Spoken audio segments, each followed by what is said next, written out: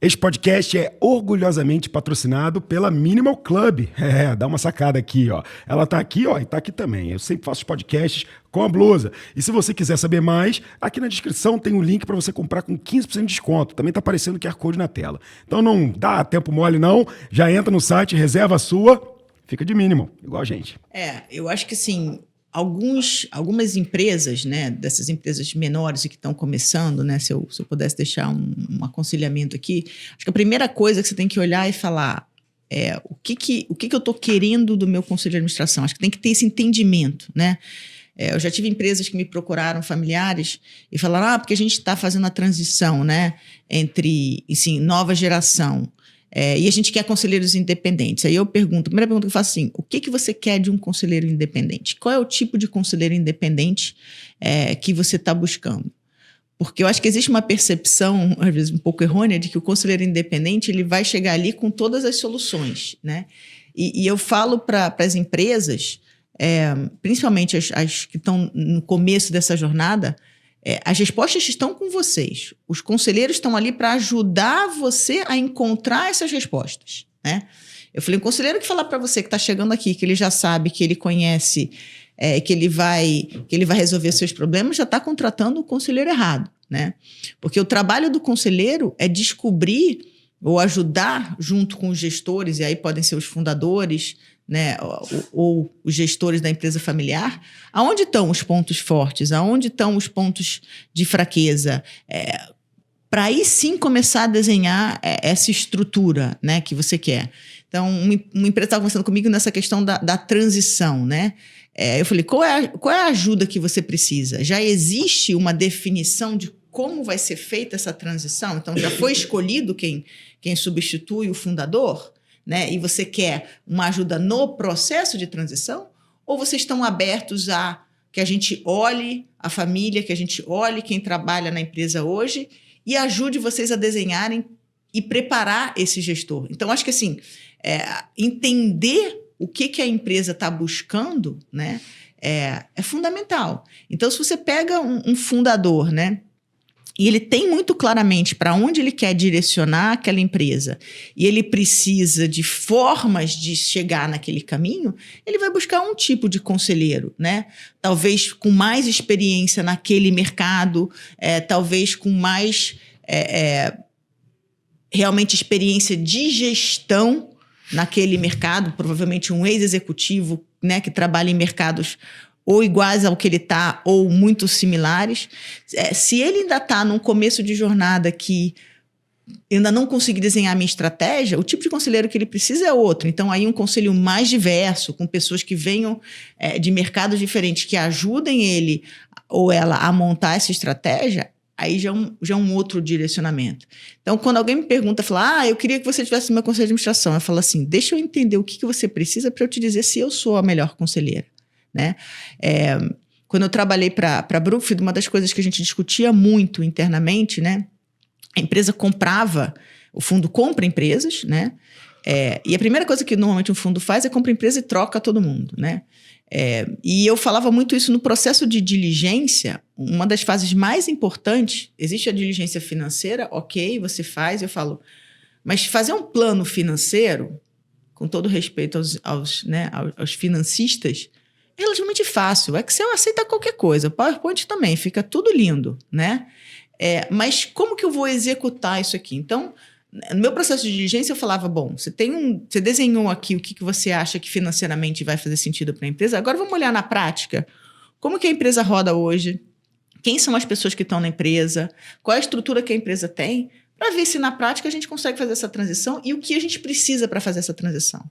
E mais importante do que fazer essa transição e conseguir chegar, o tempo que você está falando no investimento, né, e nessa mudança que você quer atingir, nesse crescimento, ele é factível. Eu acho que 80% das empresas hoje, né, que começam menores ou empresas familiares e que são adquiridas por fundo, ou têm investidores externos que chegam ali para fazer contribuição, erram no timing. Não é no plano, erram no timing que aquele plano pode ou não pode ser executado. E quando você erra nesse plano, você acaba causando vários estresses ali e muitas vezes o plano não dá certo, Mas quando você vai analisar profundamente, não foram as ações, foi o timing. E aí sim, por causa do timing tá errado, né? As ações vão todas sendo meio que atropeladas e aí o seu plano vira um fiasco completo. Então, acho que esse processo de diligência inicial, seja para você fazer o investimento, seja para você entrar num conselho de administração, seja para você ajudar a montar um conselho de administração para uma empresa, é fundamental. O que essa empresa precisa? Quais são os primeiros passos? E aí as coisas se tornam um pouco dinâmicas. Eu falo muito que, assim, eu acho que um dos grandes erros de grandes corporações durante muito tempo, que eu acho que tem mudado mais aceleradamente com empresas menores, quem te trouxe até aqui não vai te levar lá na frente, né? As ações que te trouxeram até esse momento e que foram muito bem sucedidas não são as mesmas ações que vai fazer essa empresa continuar crescendo e ser um grande sucesso. Assim como as pessoas têm perfis diferentes, né? Eu falava isso muito quando a gente fazia uma aquisição do fundo, eu falava, às vezes eu estou contratando um CEO para aquele começo ali, que é para fazer a transição da aquisição familiar para uma empresa de gestão de fundo, que são gestões diferentes. Não tem nada errado com a gestão familiar, não tem nada errado com a gestão de fundo, são apenas diferentes. Então, você contrata um CEO que faz essa transição. Esse é o mesmo CEO que vai fazer, se a empresa precisar agora de um crescimento muito rápido? Talvez não.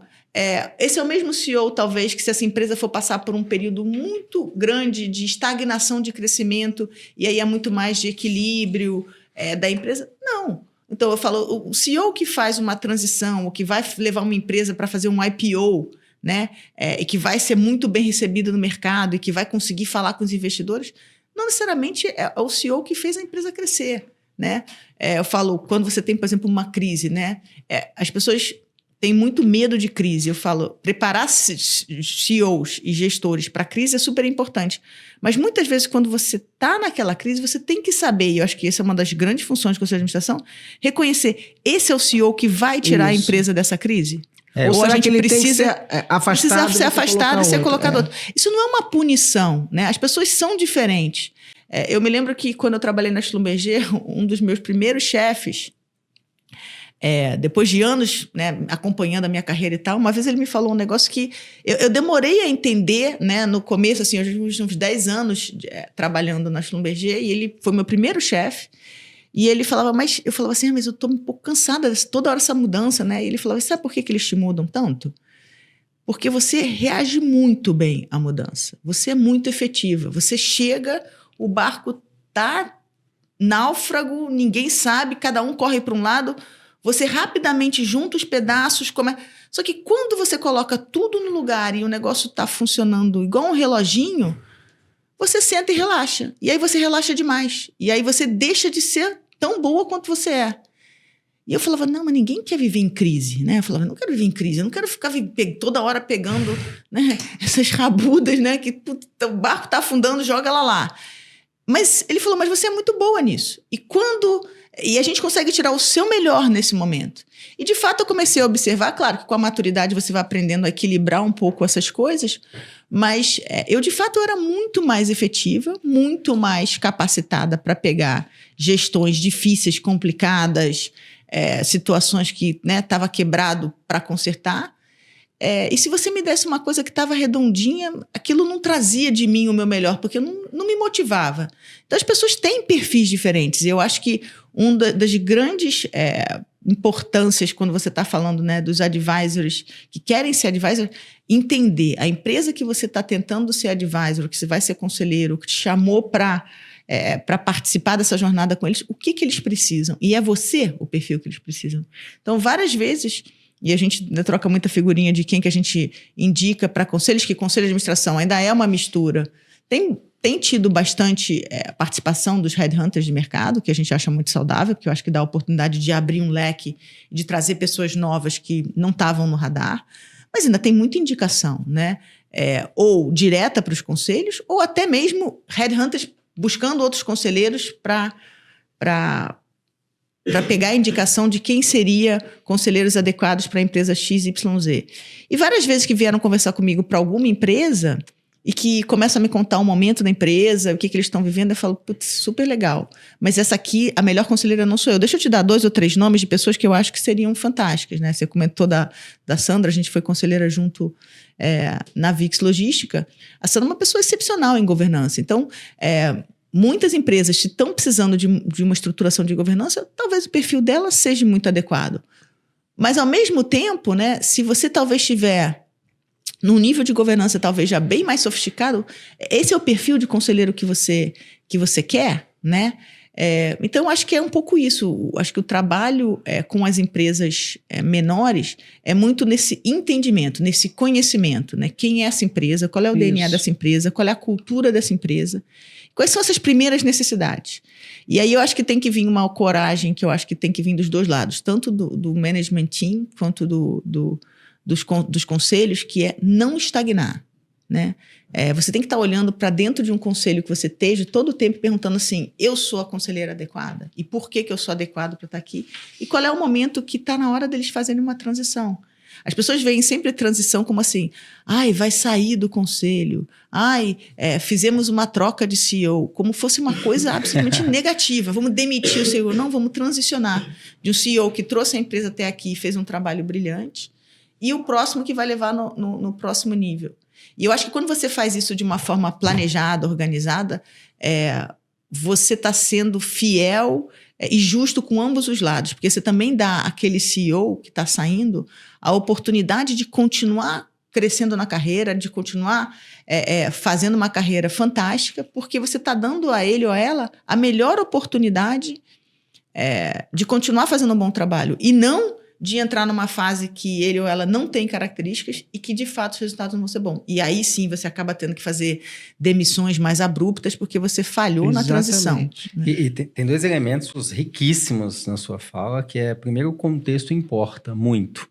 E você vai analisar ali o melhor CEO, o melhor time, o melhor conselho, de acordo com a realidade daquele momento da organização. O que ela precisa e qual a dosagem eu preciso aplicar para que ela saia. Mas essa é a transição racional. Exatamente, com ferramentas, com lógica, com processo. A coisa fica toda perdida e todo mundo sofre, e aí você vê como punição quando você tem a transição ideológica.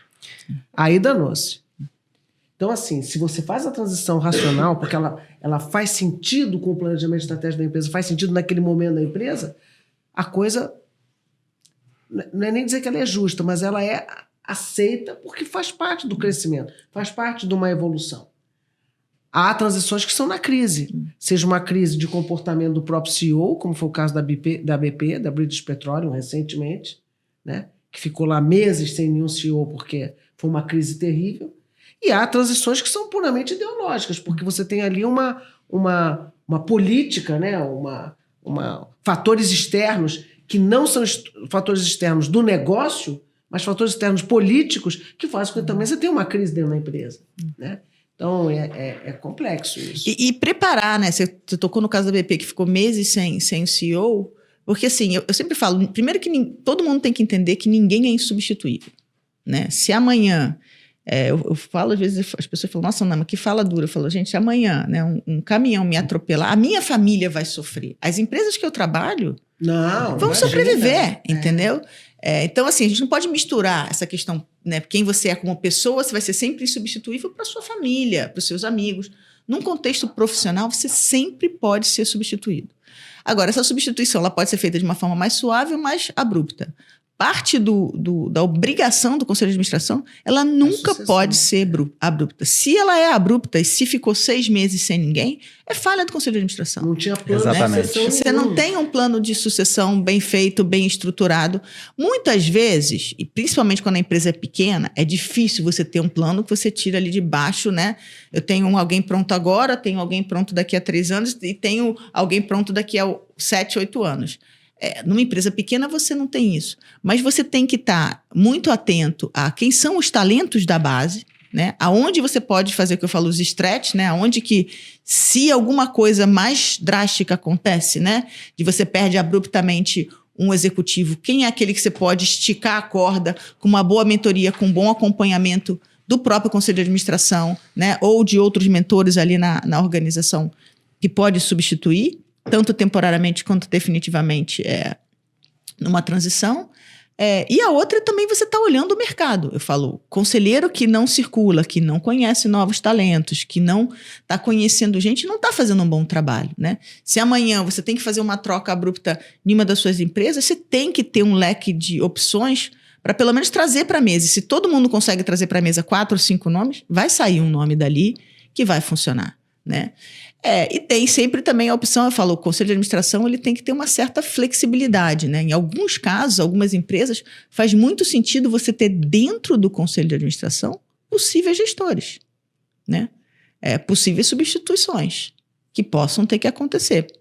Ou de forma mais abrupta por algum desvio da rota ali inicial que você tinha, ou até por uma transição.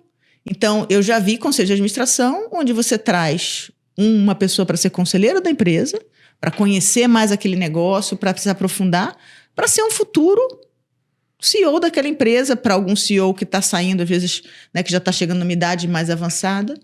E você faz o contrário, né? E aí, o único cuidado que você tem que ter é entender, as pessoas entenderem bem o que é responsabilidade como executivo e como conselheiro. Você falar isso há 10 anos atrás, eu falar, Ana, você tá louca, né? Você vai para frente e você não volta. Hoje em dia o mundo já se provou diferente. A Havaianas é um exemplo, certo? O atual CEO da Havaianas, né? Ficou interino meses aí, era um conselheiro, né? Da empresa numa transição que a empresa teve que fazer mais abrupta. E provavelmente foi a melhor alternativa do que você ir para mercado buscar e trazer qualquer um. Né? Eu falo, tem 2 funções que são super difíceis de você conseguir uma empresa. O CEO, mas a mais difícil que o CEO é o CFO. E mais difícil que o CEO e o CFO é a combinação. Porque eu falo, não existe um bom CEO sem um bom CFO e não existe um bom CFO sem um bom CEO. A combinação ali dos dois e o matching de skills que a gente fala que tem que ter no conselho de administração, fundamental tem entre esses dois. Se um é mais estratégico, o outro tem que ser mais do dia a dia, mais operacional e vice-versa. Você não pode ter um CEO e um CFO, os dois super estratégicos, ou os dois só de dia a dia. Enfim, se as características forem muito parecidas, eles não se complementam, eles não cobrem as falhas um do outro, né? Eu falo assim, se o seu CFO é o seu braço direito, não adianta ser, e o seu CEO é o seu braço esquerdo, não adianta você ter 2 braços direitos ou 2 braços esquerdos. Ninguém funciona com 2 braços direitos ou 2 braços esquerdos, né? Os braços são diferentes, né? Então, os complementos ali são fundamentais. Então, eu acho que isso também é um super importante do Conselho de Administração estar olhando, é isso. O que falta na minha organização, o que eu já tenho, como é que eu complemento isso? Seja trazendo mais experiência para dentro do conselho, ou seja trazendo diretamente no management team, né? E aí, curtiu esse corte? Então tá na hora de você compartilhar também o seu amor com a gente, né? Dá a curtida, aquele comentário, mas principalmente não deixa de se inscrever aqui para acompanhar todos os próximos cortes. A gente não vai parar de fazer conteúdo não, mas eu vou parar 3 segundos para esperar você comentar ou assinar a gente. Beleza? Tô te esperando no próximo.